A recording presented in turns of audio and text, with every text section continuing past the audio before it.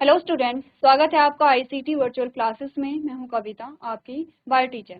उम्मीद करती हूं आप सभी अच्छे होंगे और स्वस्थ होंगे। सो क्लास स्टार्ट करेंगे अपना चैप्टर जिसका नाम है मॉलिक्यूलर बेसिस ऑफ इनहेरिटेंस।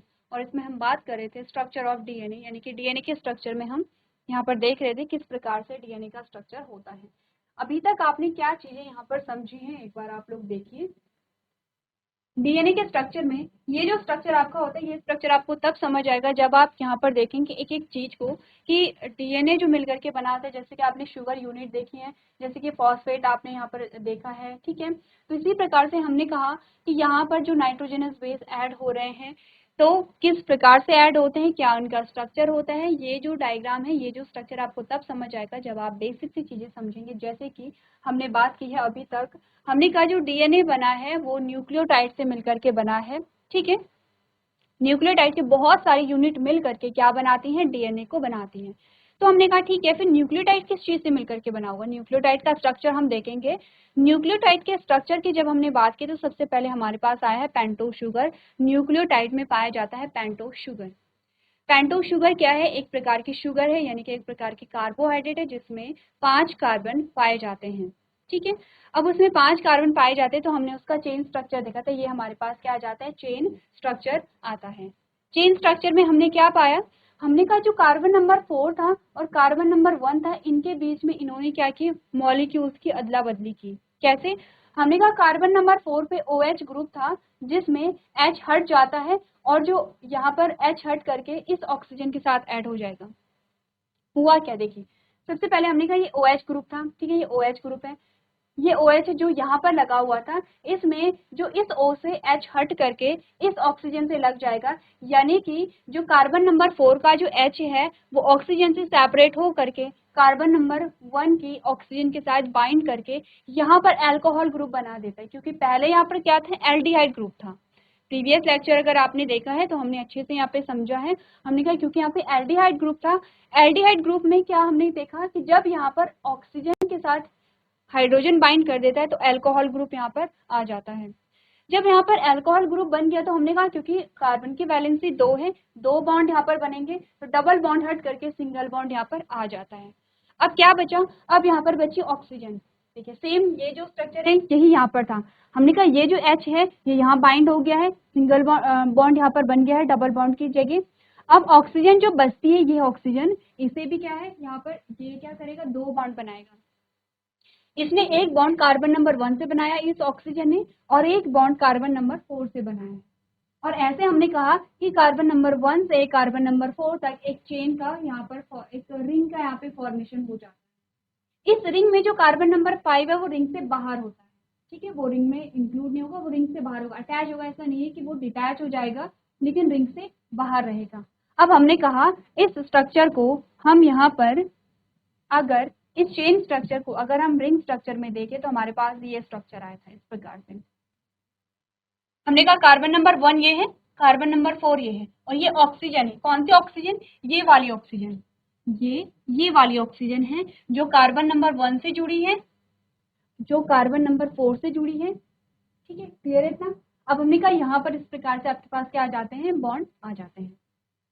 ये हमारे पास आती है पेंटोस शुगर का डायग्राम। अब पेंटोस शुगर का डायग्राम जब हमने देखा, हमने कहा पेंटोस शुगर जो है वो 2 प्रकार के हमारे पास आएगी, राइबोस शुगर और डीऑक्सी राइबोस शुगर।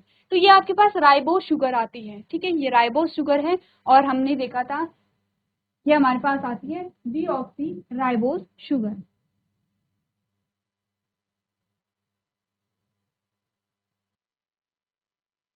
चलिए, तो ये हमारे पास आते हैं डीऑक्सी राइबोस शुगर आती है, ठीक है। अब डीऑक्सी राइबोस शुगर हमारे पास आ गई है, यानी कि हम बात कर रहे हैं किसके बारे में, डीएनए के बारे में। डीऑक्सी राइबोस शुगर आपके डीएनए में पाई जाती है, और जो पीछे आपने राइबोस शुगर देखी है ये आरएनए में पाई जाती है। डिफरेंस सिर्फ इतना है कि कार्बन नंबर 2 में जो ऑक्सीजन है वो यहाँ पर क्या हो जाती है, हट जाती है, ठीक है। कार्बन नंबर 2 की ऑक्सीजन क्या हो जाएगी, यहाँ पे सेपरेट हो जाएगी इससे। इसीलिए आप देख रहे हैं कार्बन नंबर 2 पे यहाँ पे जहाँ पे OH था वहां पे सिर्फ H रह गया है, बाकी स्ट्रक्चर आपको सेम यहाँ पर मिल रहा है, ठीक है। क्लियर है इतनी बात।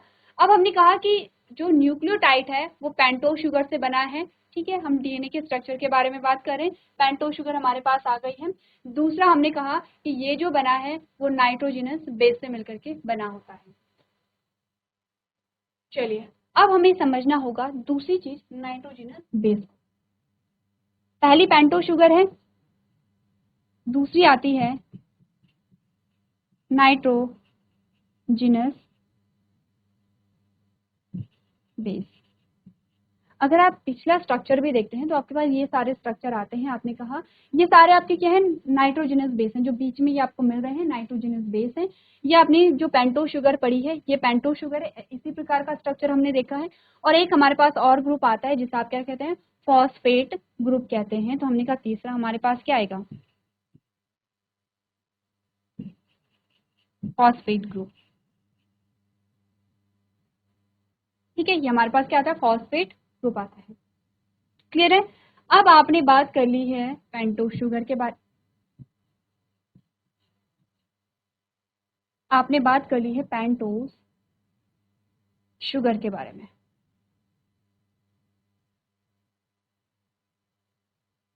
क्लियर है। अब हम बात करेंगे नाइट्रोजनस बेस के बारे में। क्या होते हैं नाइट्रोजनस बेस, ध्यान से देखिए। हमारे पास सेकंड जो चीज आती है वो है नाइट्रोजनस बेस।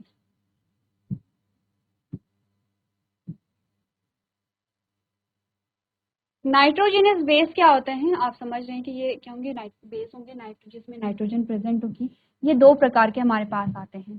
कौन कौन से, प्यूरिन, साथ साथ में आपको क्या करने हैं, नोट भी करते हैं, pyrimidine.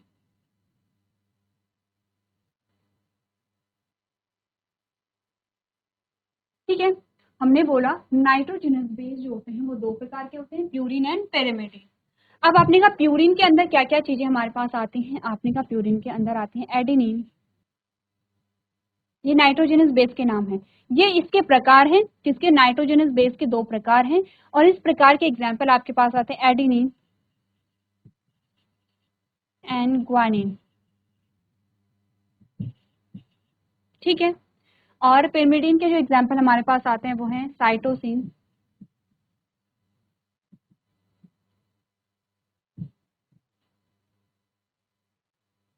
Thymine and uracil. Uracil को आप तब पढ़ते हैं जब आप आरएनए की बात करते हैं, तो क्योंकि हम डीएनए का स्ट्रक्चर पढ़ रहे हैं तो हम यूरेसिल को अभी नहीं पढ़ेंगे। लेकिन ध्यान रखना है, यूरेसिल जो होता है यहाँ पर, अगर हम आरएनए की बात कर रहे होते हैं तो साइटोसिन एंड यूरेसिल को आप पढ़ते हैं, थायमीन को नहीं पढ़ते। थायमीन का जो स्ट्रक्चर होगा वो डीएनए में होगा। तो डीएनए को पढ़ रहे हैं तो साइटोसिन एंड थायमीन। ठीक है, और अगर आरएनए को पढ़ रहे हैं तो साइटोसिन एंड यूरेसिल। तो हम किसे पढ़ रहे हैं, डीएनए को, तो इसीलिए हम क्या करेंगे, यहाँ पे यूरेसिल को हटा लेंगे। क्लियर है। यहाँ पे इतनी बात क्लियर है कि जो नाइट्रोजनस बेस होते हैं वो दो प्रकार के होते हैं, प्यूरिन होता है एंड पेरिमिडीन होता है। प्यूरिन के एग्जाम्पल आपके पास आते हैं एडेनिन, जिसे आप ए से डिनोट करेंगे।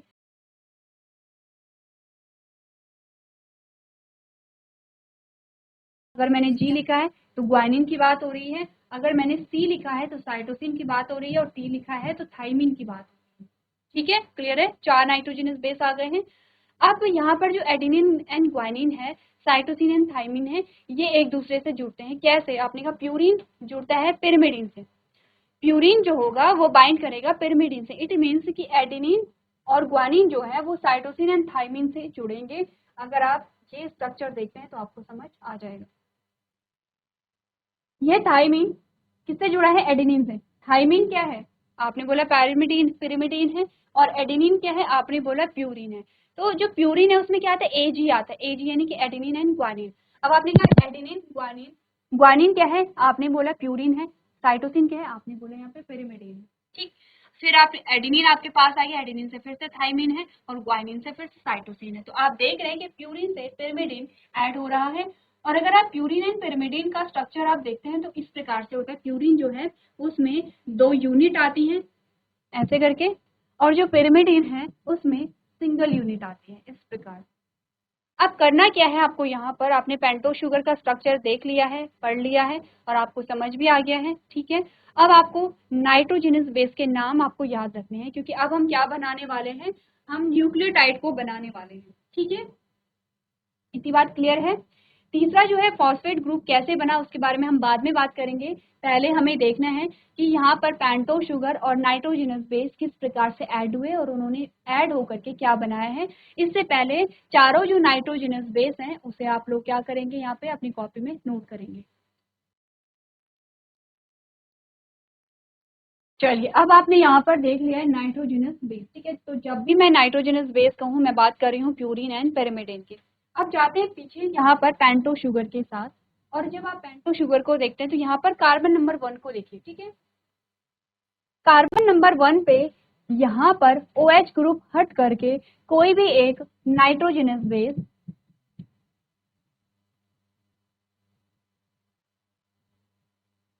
ऐड हो जाता है। क्या बोला मैंने? कहा जो पेंटो शुगर थी, पेंटो शुगर कौन सी थी? डीऑक्सीराइबो शुगर जो थी, वहां पर कार्बन नंबर 1 पे नाइट्रोजनस बेस ऐड हो गया है। कोई भी नाइट्रोजनस बेस ले लीजिए। नाइट्रोजनस बेस में हम प्यूरिन एंड पिरिमिडिन दोनों की बात करें, कोई एक स्पेसिफिक नाइट्रोजनस बेस लिखते हैं, जैसे हमने लिख दिया है एडेनिन। हमने लिख लिया है एडेनिन को। एडेनिन क्या है? नाइट्रोजनस बेस है। कौन सा है? प्यूरिन है या पिरिमिडिन है? आपने कहा प्यूरिन है, ठीक है। अब इस स्ट्रक्चर को हम क्या कहेंगे? इसे हम कहते हैं, ये जो स्ट्रक्चर आपके पास आया है, ये मैं हटा रही हूँ, ठीक है। और ये जो स्ट्रक्चर आपके पास आया है इसे हम कहते हैं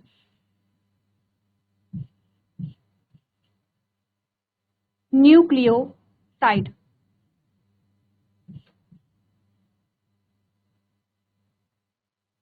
क्लियर है? क्या कहेंगे? अभी न्यूक्लियोटाइड नहीं बने, ध्यान रखिए। न्यूक्लियोसाइड और न्यूक्लियोटाइड में डिफरेंस है। क्या डिफरेंस है आपको समझ आ जाएगा। हमने कहा इसे हम कहते हैं न्यूक्लियोसाइड। और इसके अलावा आपको एक और चीज ध्यान रखनी कि यहाँ पर जो बॉन्ड बना है, जिस बॉन्ड से यहाँ पर जो नाइट्रोजनस बेस है, जो नाइट्रोजनस बेस और पेंटो शुगर के बीच में जो बॉन्ड बना है, इस बॉन्ड को हम क्या कहते हैं? ग्लाइकोसिडिक बॉन्ड कहते हैं। इसे हम कहते हैं ग्लाइकोसिडिक बॉन्ड। क्लियर है? बॉन्ड का ध्यान रखना है आपको। अगर आप इस इमेज को देखेंगे, इसे साथ साथ में लेके चलिए। हमने कहा जो यहाँ पे पेंटो शुगर है, पेंटो शुगर के साथ कौन यहाँ पे ऐड हुआ है? आपने कहा नाइट्रोजनस बेस ऐड हुए हैं। ये एक, हम सिर्फ एक पेंटो शुगर को देख रहे हैं, ये आपके पास पूरी चेन बना रखी है, तो आप सिर्फ इसे देखिए। हमने बोला इन दोनों के बीच में जो बॉन्ड बना है, शुगर और यहाँ पे जो नाइट्रोजनस बेस है, जैसे थाइमीन है, हमने क्या लिया है? एडेनिन को लिया है। हमने कहा ये जो बॉन्ड बीच में बना है, इस बॉन्ड को हम कहते हैं ग्लाइकोसिडिक बॉन्ड कहते हैं। एक बॉन्ड, अब जब आप बॉन्ड के बारे में पढ़ेंगे तो एक बॉन्ड ये होगा, एक बॉन्ड आपका ये होगा जिसमें पेंटो शुगर किसके साथ? फॉस्फेट ग्रुप के साथ जुड़ी होगी। दो बॉन्ड आ गए हैं। और तीसरा बॉन्ड ये होगा जो आप यहाँ पर प्यूरिन और पिरिमिडिन के बीच में देख रहे हैं। तीन बॉन्ड के बारे में हम बात करेंगे, ठीक है। तो आपने पढ़ लिया है। सबसे पहले एक बॉन्ड हमारे पास आ गया है, ग्लाइकोसिडिक बॉन्ड है। ग्लाइकोसिडिक बॉन्ड कहाँ पर पाया जाता है? जब जो शुगर होती है, पेंटो शुगर जो है, वो नाइट्रोजनस बेस के साथ ऐड होती है, तो ग्लाइकोसिडिक बॉन्ड के थ्रू ऐड होती है। अब ये स्ट्रक्चर आपके पास आया है न्यूक्लियोसाइड। ध्यान रखिए, अभी न्यूक्लियोटाइड नहीं बना है, अभी सिर्फ न्यूक्लियोसाइड बना है। तो हमने कहा कि न्यूक्लियोटाइड कैसे बनेगा, ठीक है। उसके लिए पहले ये समझ लीजिए कि न्यूक्लियोसाइड क्या है। आपने बोला न्यूक्लियोसाइड क्या होगा? Pento sugar plus nitrogenous base.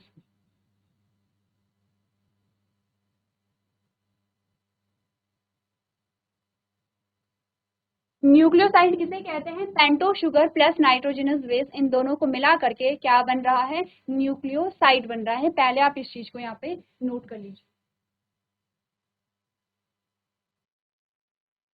चलिए, अब यहाँ पर हमारे पास लास्ट आएगा। देखिए, आपने दो चीजों के बारे में बात कर ली है, ठीक है। हमने बात कर ली है, पेंटो शुगर को पढ़ लिया है, नाइट्रोजनस बेस को पढ़ लिया है। हमने बोला इन दोनों को मिला करके हमारे पास न्यूक्लियोसाइड बन गया है। अब न्यूक्लियोटाइड कैसे बनेगा? जब फॉस्फेट ग्रुप ऐड होगा यहाँ पर। तो हम सबसे पहले पढ़ेंगे जो फॉस्फेट ग्रुप है वो कैसे बना। सबसे पहले फॉस्फोरिक एसिड को देखते हैं। फॉस्फोरिक एसिड का जो फॉर्मूला होता है वो है H3PO4, ठीक है। ये होता है। तो इसका डायग्राम अगर आप देखते हैं तो कैसे होता है? आपने बोला ये है P सेंटर में, ठीक है। ऑक्सीजन है, तो आपने कहा इस प्रकार से ऑक्सीजन को बना लीजिए, ठीक है। अब आपने बोला H कितने हैं? 3 हैं, तो आपने लिख दिया है H H H।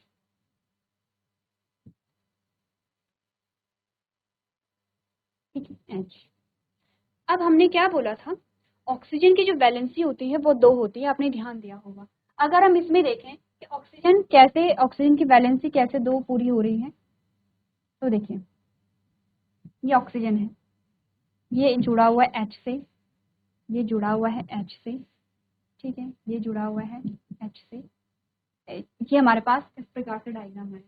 हमने बोला H3PO4, P कितना है 1 है, H कितने हैं 3 है, 1 2 3 है, और O कितने हैं 4 है, 1 2 3 4। अब हमने बोला इस ऑक्सीजन की वैलेंसी तो पूरी हो रही है क्योंकि 2 बॉन्ड बना है, ठीक है, वैलेंसी कितनी होती है 2 होती है, क्लियर है इतना। तो हमने बोला कि यहाँ पर क्या होता है,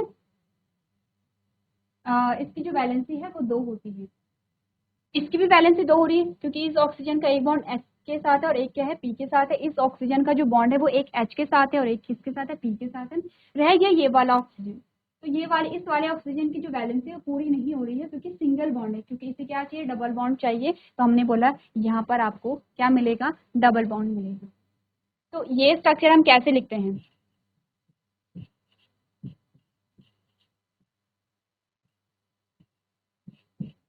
ऐसे लिखते हैं, ठीक है, क्लियर है इतना। H3PO4 को यानी कि फॉस्फोरिक एसिड को हमने कैसे लिखा, अब ये फॉस्फोरिक एसिड जो है वो न्यूक्लियोसाइड के साथ क्या होगा, ऐड होगा, किसके साथ, न्यूक्लियोसाइड के साथ। न्यूक्लियोटाइड और न्यूक्लियोसाइड में डिफरेंस आपको अभी अब पता चल जाएगा। चलिए तो ऐड कर देते हैं यहाँ पर, कैसे ऐड होगा, हमने कहा यहाँ पर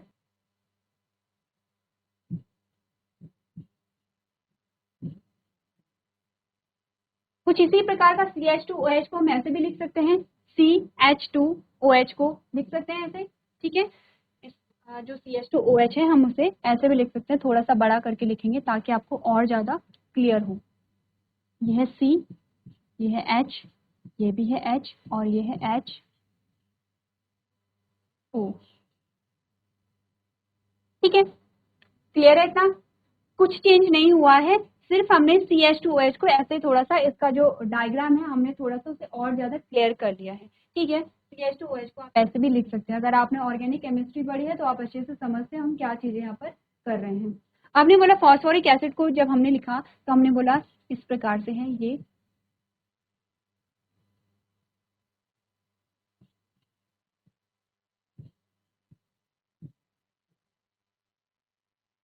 ठीक है, इस प्रकार से हमने लिखा है। अब यहाँ पर होता क्या है देखिए, हमने बोला यहाँ पर क्या हुआ,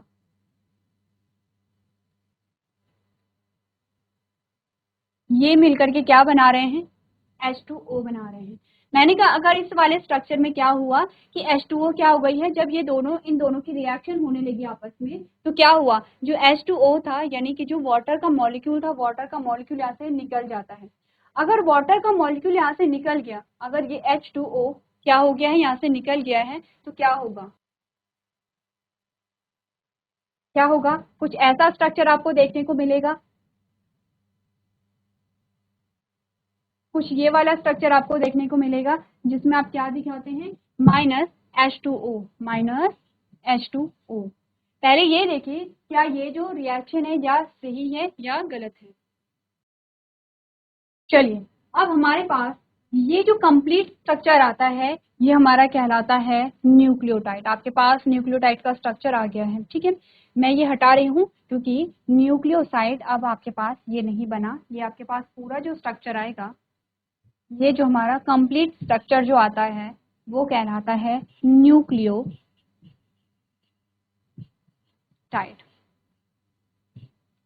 और इसी प्रकार से बहुत सारी न्यूक्लियोटाइड जो यूनिट होती हैं वो मिल करके बनाती हैं डीएनए को।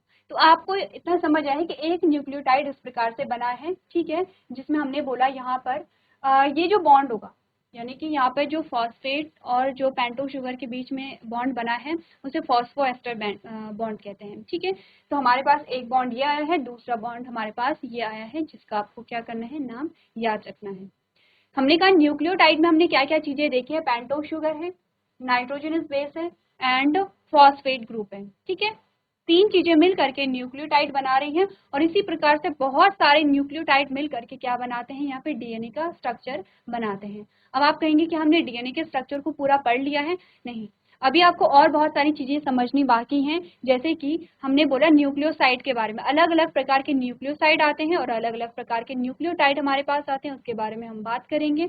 इसी के साथ आपने देखा होगा जब भी हम डीएनए के स्ट्रक्चर को बनाते हैं तो आप 5 3 3 5 लिखते हैं। ऐसा क्यों लिखते हैं, इसका रीजन हम यहाँ पर जानेंगे। ठीक है, तो अभी तक आपको करना क्या है, आपको न्यूक्लियोटाइड का जो स्ट्रक्चर है वो अच्छे से समझना है और उसे अपनी कॉपी में बनाना है। ठीक है, रटना नहीं है किसी भी चीज को, आपको समझना है चीजों को। तो आज के सेशन में हम इतना ही करेंगे। अभी तक क्लास में बने रहने के लिए आपका धन्यवाद।